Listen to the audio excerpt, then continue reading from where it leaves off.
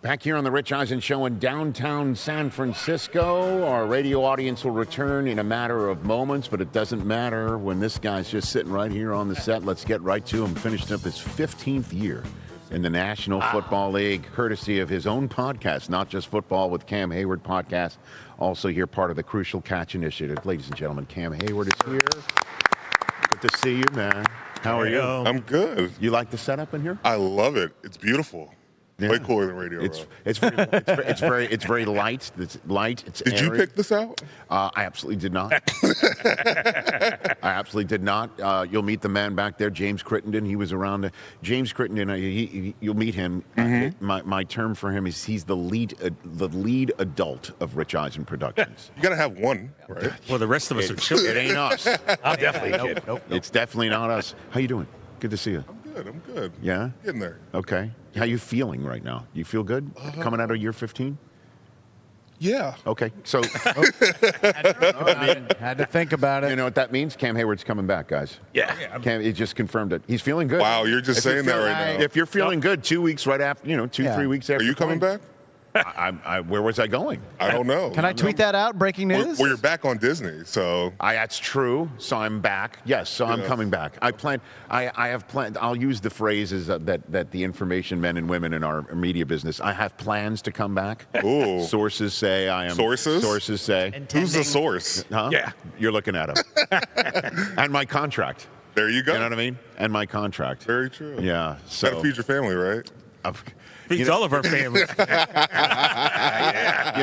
It's funny because I don't know why this has happened, but my 14-year-old son sometimes talks like a conspiracy theorist. Oh, gosh. Okay, yeah, because he's a Patriot fan. He's a diehard Patriot fan. Wow. It's a true story. He's How did coming. that coming happen? from the- My wife's from New England. Okay. So that was that.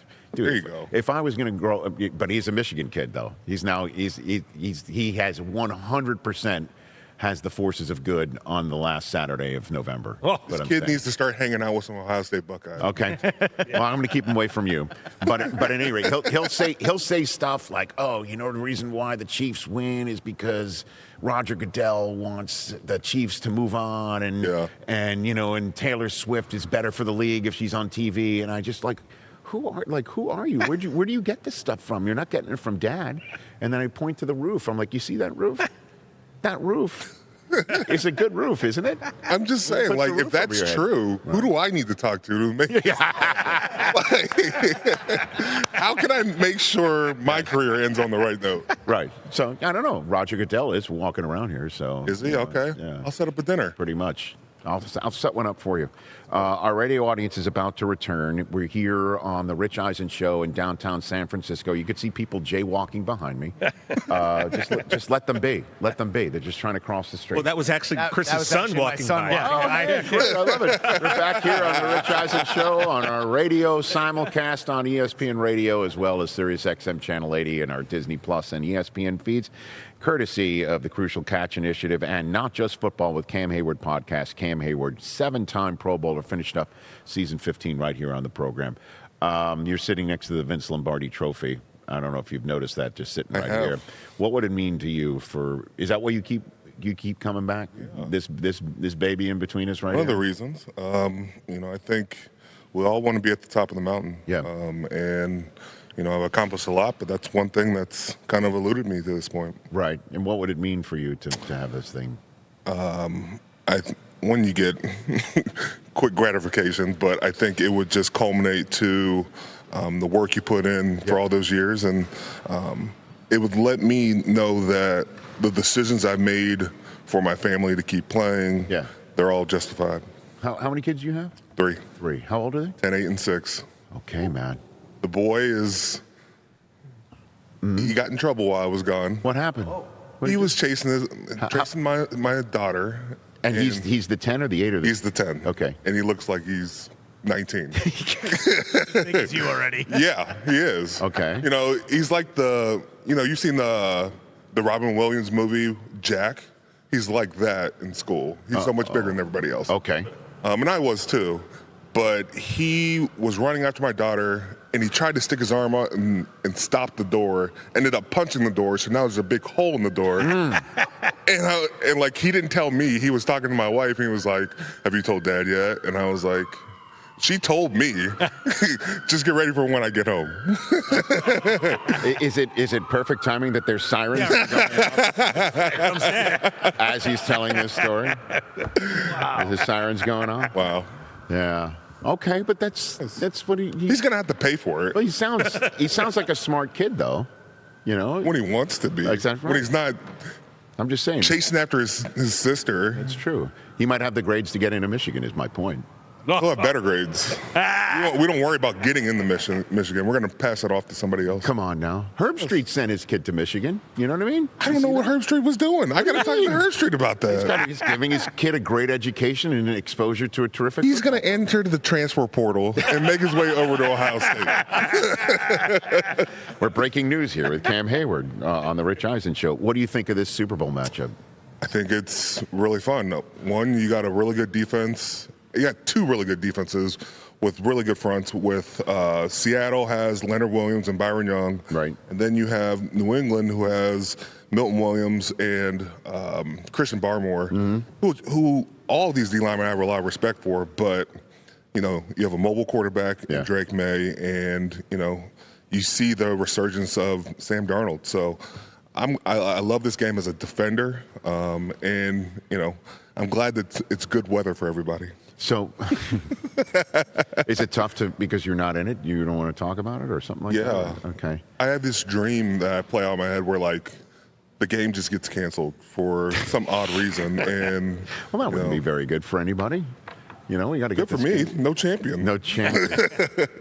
Yeah. So did you watch any of the playoffs or not really? I started watching the championships, but the divisional round I was kind of checked out. You were still what were you pissed, angry, or pissed, angry, sad. You know, I went through it all, especially with Mike T retiring. That was just very abrupt. Okay, so if you don't mind, walk me through that.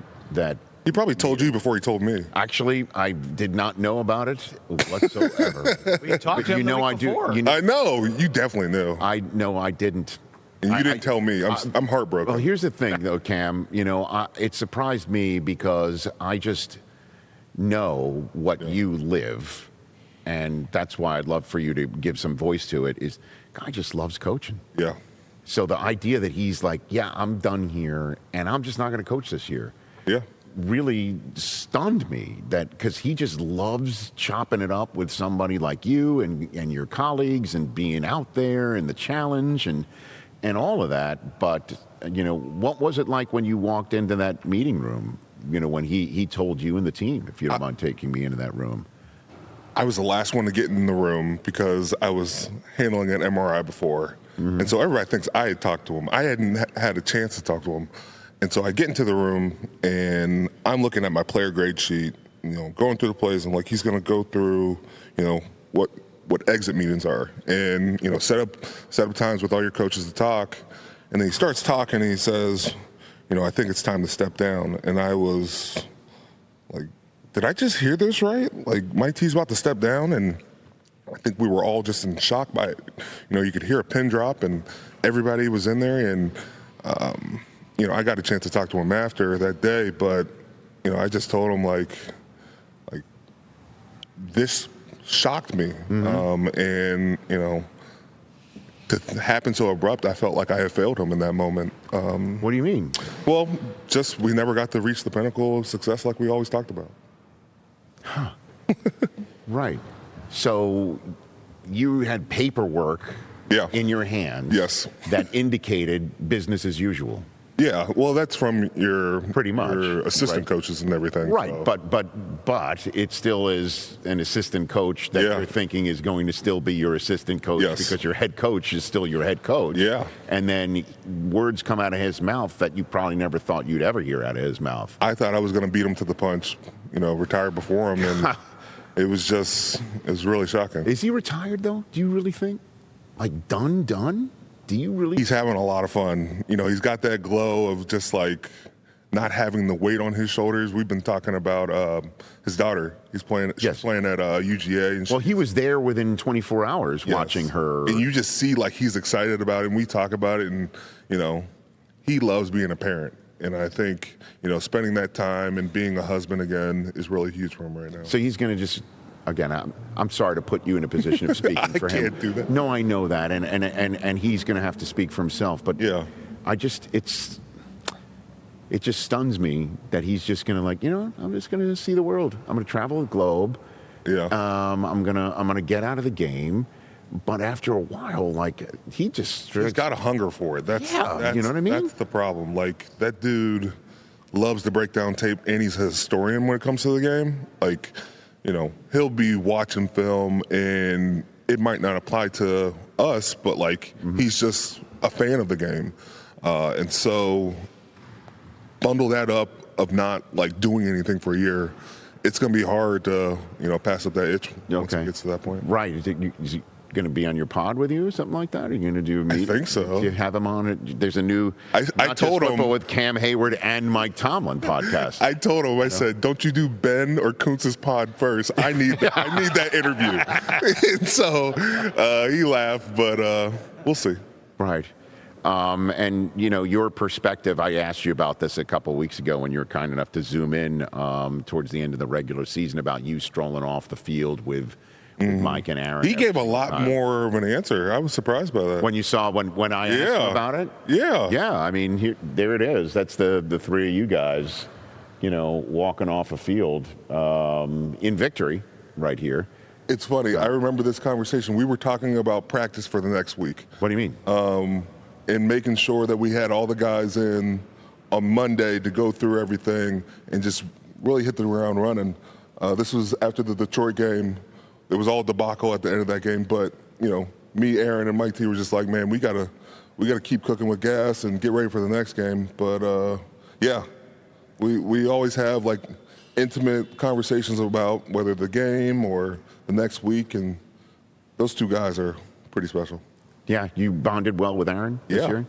Been texting him. It's been fun to text him out of the season, and we talk about things. But no, those two men have made this game pretty special. Okay, so you eventually got past come on, Aaron, make your decision. I didn't say that. Come on, Aaron. I didn't say that. You basically pointed at your watch and say, do you want to be a Steeler or not? Are you just trying to show off your watch now? Yes. Wow, look the flex. Show him the watch. No, I'm not going to do that. Show him the watch. I don't need to do that. Show him the watch. No, I don't need to Come do on, that. big money. See, Brockman and I were talking about your watch last night. Do you see what he's doing? See what he's doing? He's deflecting. He's deflecting. But that's the sign of a true media professional. Yeah. Is what that is. Truth. I think you should FaceTime Aaron Rodgers right now. Hell yeah. He's probably a FaceTime guy. Two of Enigma right now, so he's getting a little busy. He's in what? What did you say? Well, he had a show on Netflix, so he's probably shooting season 2. Oh, I see what you're saying. Okay. I'm kidding. No, but you guys got along very well, Yes. and it seemed like everything, in the locker room, and it was like he'd been there for years. It's the way it seemed like, just the way you played and then communicated with each other, it seemed like. Well, I think for our team and what he was used to, he loved accountability. And he wanted to be accountable, but he also wanted to hold others accountable. And, as a team, we love that. You don't have to sugarcoat it. You can say how you feel, but we're all trying to get here to get better. Well, he's out of everything to give at this point in time, at this part of his career. It's either he wants to do it, and in the manner in which he wants to do it, or not. Not that it's just he can't be collaborative, but I mean he's collaborative. What does he have to hold back on? The thing I love is he gives back to the game. The time he spends with Mason Rudolph and Will Howard. Yeah. He is a true teammate where. It's not just about him. He's teaching guys of how I go about my business, how I get better, and I think it benefits all three of them. Well, how is Will Howard? How is your guy? How's your national champion quarterback? He's good. Yeah? He's good. He picked some stuff up, you think? I think so. I don't think it was the season he was expecting, but... Well, he got hurt. Yeah, and, nobody expects that, but right. I think he learned a lot, and I think he got better. We saw him a lot during practice towards the end of the year, and he was, trying to make some impressive plays. Okay. Before we get to your pod and the Crucial Catch Initiative, where are you in terms of your future? What are you thinking? I'm right here. No, okay. Do you want to keep playing? Do you want to keep playing? Do you want to keep playing? Or I'm working on that. Like, okay. You know. Is it a money thing and a contract thing? It's not that. Okay. It is more just about where I'm at and kind of just decompressing after the season. That was that whole week of Mike T and everything. It kind of threw me for the biggest loop. My mom and my brothers, they were all checking in on me. I'm like, I just need to shut up right now. I don't need to say much. And, even on the pod, I was just like, I can't talk about this stuff because I'm not ready to. So then will you then indulge me on this, if you don't mind, Cam Heyward, to give voice to the player who needs to decompress and go through some things and think things out? Because some fans are like, you either want to play football or not. Like, do you want to still do it or not? And Matthew Stafford, right? I mean, it's just like, hey, man, that was an incredible season. You could be the MVP. I mean, I think we're going to see him here tomorrow night and accept the award on the stage at Honors. He balled this year. Right? So, but it's just like, what do you got to think about? Like, what can you give voice to the decompression part of this thing and why it's necessary? Yeah, first I go back into dad mode. Like, I get to take my kids to school or at least walk them to the bus stop because they don't want me to drive them to school. And so they get embarrassed by me already. Okay. But, I get to be a dad and I get to be a husband again. And, they make sacrifices throughout the year where I'm, like, unavailable physically, emotionally, mentally, you name it.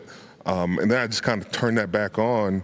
But it's like, putting my body through that, trying to spend extra time watching film. 15 years is 15 years. It's not like, I'm a spring chicken, but, still trying to craft and still trying to get better.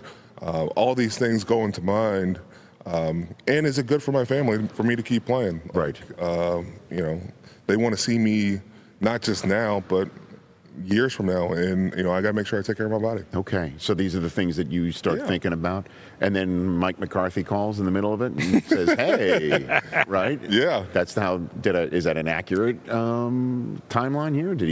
Have you spoken with him yet? I talked to him when I was actually in the airport and, we chatted and, you could sense the love he has for Pittsburgh and the way he's the real deal. Well, his brother lived across the street from me and welcomed me into my house. I'm still in now. Are you serious? 10 years ago.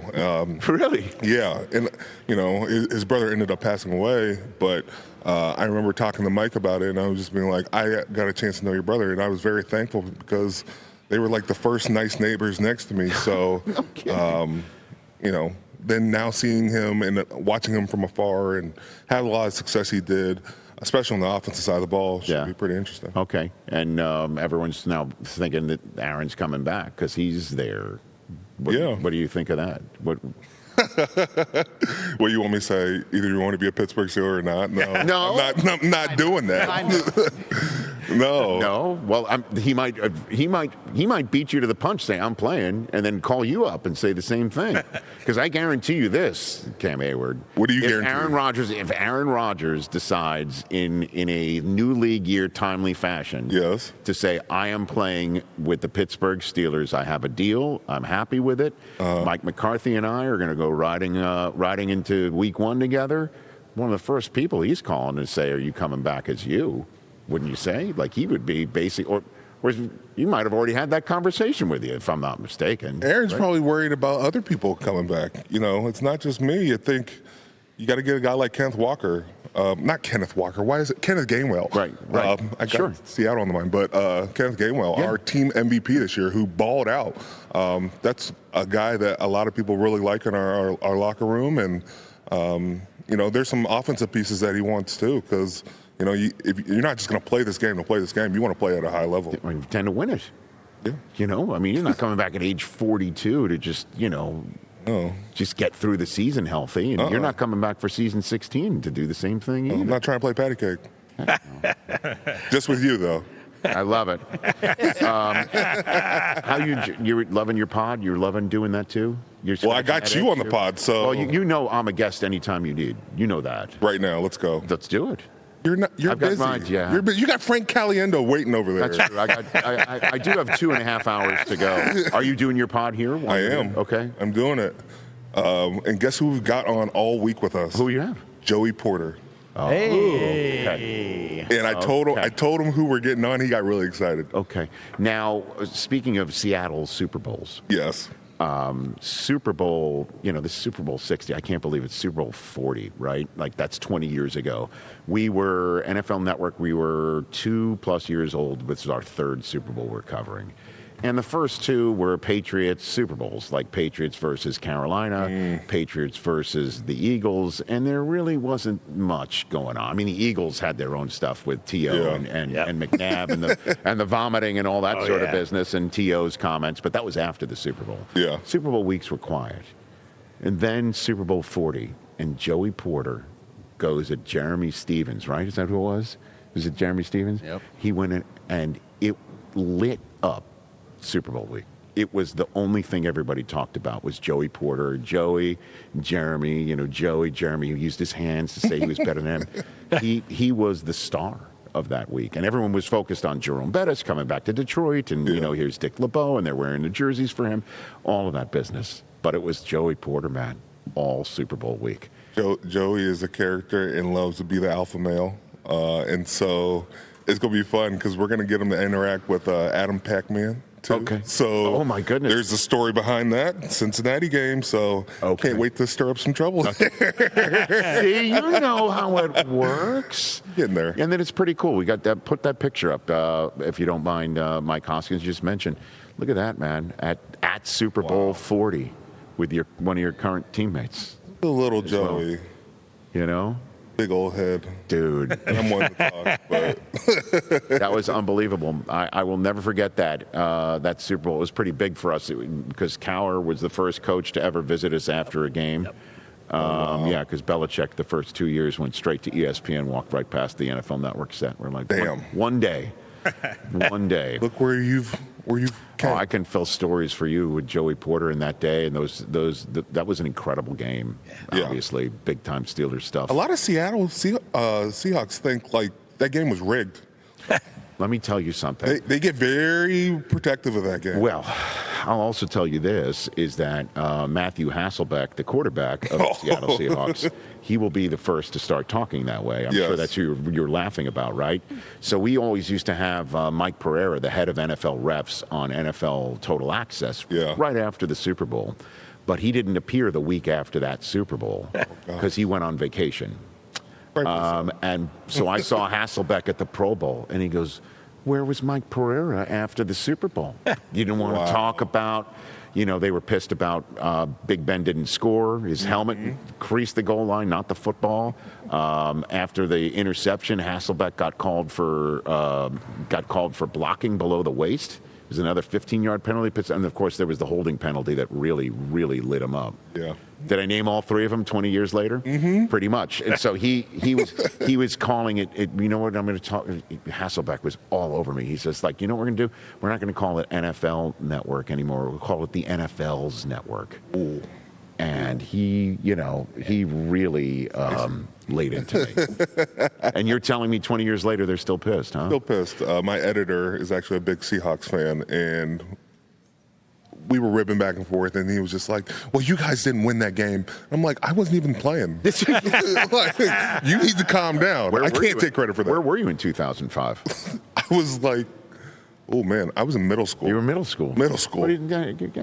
You had Buckeye dreams at that time. I did. And then listen, and there's a lot of Seattle fans that, again, even though they beat Denver in the Super Bowl in MetLife in New Jersey, that was just one of them that obviously that they would love to have. Yeah. But there's more that they've left on the table. That Super Bowl that we just mentioned, the one against the Patriots last time. And so that's what a lot of people think, that they're coming in with a chip on their shoulder. But none of those guys were there. I know that. It's a brand new team. I know. It's fans, though. That's what the fans are. The Crucial Catch Initiative. I'll give you the floor on. We were talking about it last night. There was an event at the pop-up Rayo's here in town, and the commissioner was there, and it was beautiful. They were talking about how through the Crucial Catch Initiative, they're closing in on 850,000 pre-screenings that are happening. The numbers are going up because of what the league's been up to with this program. Yeah, I think we've all been affected by cancer. My family, my dad. I've had people who've had breast cancer that are still dealing with it. But, we all have somebody that's affected, but we also need to make sure we get early education and, get screened earlier. And so partnering with them, I just want to be a conduit to make sure I can help out. NFL.com/crucial catch. Everybody just go there and, obviously to find the nearest cancer screening center and additional screening resources near you. Catching it early means the biggest, what a big difference it is. And I imagine you'll be at honors tomorrow night. I'm not. I'm taking You're the out. year off. They didn't want me. What do you mean? Want me? But they're giving out the Walter Payton Man of the Year award. Eric Armstead should be giving that thing out. Okay. Is he doing it? I don't know. Okay. I don't make the show. The producers do. By the way, if I were you, I'd have that patch on every ounce of clothing I would wear. Would you? I would. Yeah. I'd let everyone know. I always forget to wear it. I love wearing it. Like, what do you mean you forget to wear it? I have like a pin. Okay. And they actually give me like 30 different pins. Yeah. Tracy Perlman hooked me up, but like I always forget to put them on. And so she's probably watching going, where's the pin? I know. I'm sorry. That's one person. She and Mike T are two people you don't want to disappoint, by the way. Yes. Who love the sport. So, for sure. It's great to see you. Great to see you as well. Thank you for being here, as Thank always. you for having me. And, here anytime, man. Anytime. Well, I love watching. I love when you had Seth Rollins on, too, and he was filling in for you. Yep. Did a great job, but, you always kill it, and the guys are always great as well. Would you ever want to fill in? If you would let me. What do you mean? Would I let you? I would. I don't know. I don't think you won't want me to take this over. This becomes an Ohio State podcast then, or Ohio State show. Do you want that in your life? Yeah, that's because it's you being genuine. If that's the way you want to operate, you're supposed to wear a jersey. We talked about this. No. Yes, we made a bet. No, we didn't. Last time. Here we did. Here we go. You did. No, you said you were going to wear a Ohio State jersey. I need to see the tape because that is not true. Yeah. I would never do that. I've done that so many You've times. done it a few times. No, I would never do that ever Yes, you again. will. No, Yeah. I would not. You were so smug. Yo, do you want to make a bet? Do No, I you didn't. want to wear Michigan stuff to I did the that 4 facility? years in a row. I did that 3 years in a row. The fourth year, I wasn't so confident. And Yes, then we didn't. Boy, the walk-on quarterback going into your house? Come on now. Go check your own pod that I came on. I gave Jack Sawyer so much crap, You did. man. I did. You did. And then I'm glad I did it, before the game as opposed to being on with him after. But, of course, you can come on, make it whatever you want. All right. And if you do all the Ohio State stuff, it's okay. There's always disinfectant for the desk. I'll just wipe it clean. Rich. What? You what's like the matter? Columbus too, probably too. Yes. Have you been to Columbus? Besides for like a game? Nope. Never once. I flew into it once and then He's drove eating out a of- Buckeye. Why would I want to go there? Because you would actually love it. I'm sure I would. If it's like any other college campus, I would. Well, like I had. You know what? Maybe I should go there with you. You should. I will give you a great time. Okay.